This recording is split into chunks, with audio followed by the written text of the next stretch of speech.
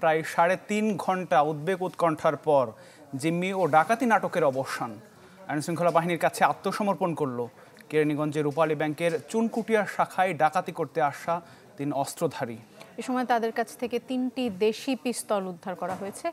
অস্ত্রের মুখে জিম্মি হওয়া কর্মকর্তা এবং যারা গ্রাহক ছিলেন তারা অক্ষত রয়েছেন বলে জানা যাচ্ছে। এ অভিযানে যোগ দেয় সেনা, পুলিশ এবং র্যাবের বিপুল সংখ্যক সদস্য। এখনও নিরাপত্তা জোরদার রয়েছে পুরো এলাকা জুড়ে। দুপুর ২টার দিকে ঢাকার কেরানীগঞ্জের চুনকুটিয়ায় রূপালী ব্যাংকে প্রবেশ করে ৩ জনের একটি ডাকাত দল। অস্ত্রের মুখে কর্মকর্তা ও গ্রাহকদের জিম্মি করে দাবি করেন ১৫ লাখ টাকা।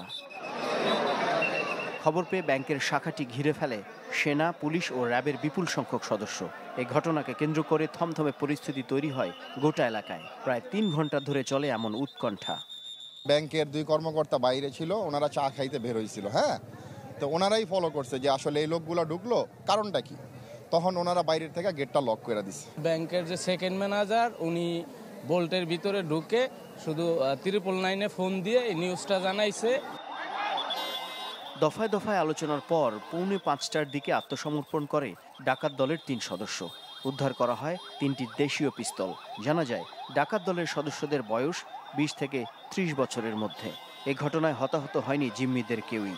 দেশীয় পিস্তল নিয়ে ওরা ভিতরে ঢুকেছিল। ওরা পরবর্তীতে ব্যাংকের অফিসারদের জিম্মি করে একটা ব্যাংক ডাকাতির প্ল্যান করে আলোচনার মাধ্যমে এই জিম্মি অবস্থার অবসান ঘটায়।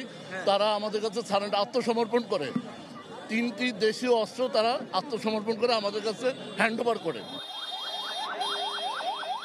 র্যাবের এক কর্মকর্তা জানান, ঘটনার সময় ব্যাংকটির বাইরে অবস্থান করছিল ডাকাত দলের অন্য সদস্যরা। মাকসুদুন নবী, চ্যানেল 24, ঢাকা।